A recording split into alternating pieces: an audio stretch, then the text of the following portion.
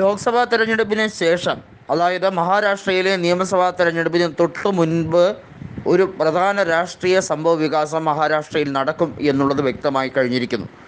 അതായത് ഷിൻഡെ രാജിവെക്കുമെന്നുള്ളത് ഏറെക്കുറെ ഉറപ്പിച്ച് കഴിഞ്ഞിരിക്കുകയാണ്. ഏക്നാഥ് ഷിൻഡെ മഹാരാഷ്ട്രയിലെ മുഖ്യമന്ത്രിയായത് താൽക്കാലിക അഡ്ജസ്റ്റ്മെൻറ്റിൻ്റെ ഭാഗമായി മാത്രമാണ്. ബി ജെ പിക്ക് പൂർണ്ണമായും സമ്മതത്തോടു കൂടിയല്ല ഏക്നാഥ് ഷിൻഡെയുടെ മുഖ്യമന്ത്രി സ്ഥാനം എന്നുള്ളത് എടുത്തു പറയേണ്ട കാര്യമാണ്. ബി ജെ പി ഇതിനു മുമ്പും ശിവസേനയ്ക്ക് മുഖ്യമന്ത്രി സ്ഥാനം നൽകാതെ കബളിപ്പിച്ചിട്ടുണ്ട് എന്നുള്ളത് ഉദ്ധവ് താക്കറെ തന്നെ കൃത്യമായി പറഞ്ഞിട്ടുള്ളതാണ്. മാറി മാറി വരുന്ന രീതിയിൽ രാഷ്ട്രീയപരമായി 5-5 കൊല്ലം കൂടുമ്പോൾ ശിവസേനയിലേക്ക് നിക്ഷിപ്തമാകുന്ന രീതിയിലേക്ക് മുഖ്യമന്ത്രി സ്ഥാനം കൊടുക്കണം എന്നുള്ളതായിരുന്നു മുന്നണിയുടെ അജണ്ട. എന്നാൽ അത് വയലേറ്റ് ചെയ്തിരിക്കുന്നു. അമിത്ഷായും അതുപോലെ മുതിർന്ന നേതാക്കളുമായി തങ്ങൾ സംസാരിച്ചിട്ടും അതിനൊന്നും ഒരു ഫലവും ഉണ്ടായില്ല. അങ്ങനെയാണ് മഹാവികാസ് അഘാടി രൂപപ്പെട്ടത്. എന്നാൽ ആ അഘാടി സഖ്യത്തെ തകർക്കാൻ വേണ്ടി മാത്രമാണ് ട്രബിൾ പ്ലേ നടത്തിക്കൊണ്ട് ബി ജെ പി അവിടെ മുഖ്യമന്ത്രി സ്ഥാനം കൃത്യമായും ഏക്നാഥ് ഷിൻഡെക്ക് കൊടുത്തുകൊണ്ട് ഉദ്ധവിനെ ഒതുക്കാം, അല്ലെങ്കിൽ ശിവസേനയെ പിളർത്ത് കളയാം എന്നുള്ള ഒരു വാശിയോടുകൂടി, ഒരു വൈരാഗ്യ ബുദ്ധിയോടുകൂടി നീങ്ങിയത്.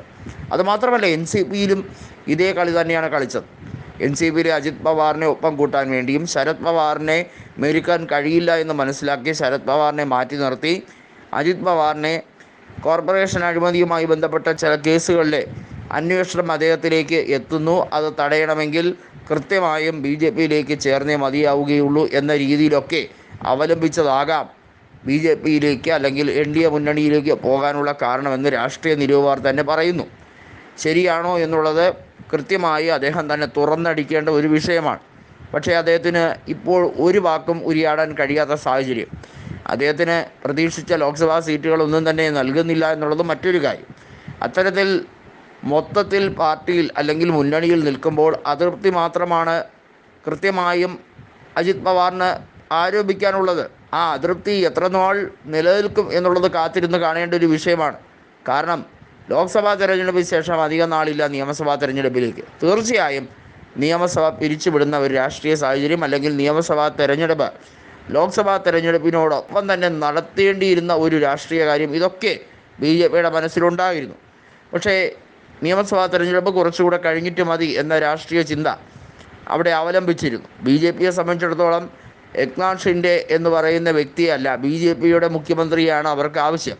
ഒറ്റയ്ക്ക് കേവല ഭൂരിപക്ഷം എന്ന ഒരു മാജിക് നമ്പർ കിട്ടിയാൽ അതിനുവേണ്ടിയുള്ള തീവ്രമായ ശ്രമം അവർ നടത്തും എന്നുള്ളതിൽ ഒരു സംശയവും വേണ്ട.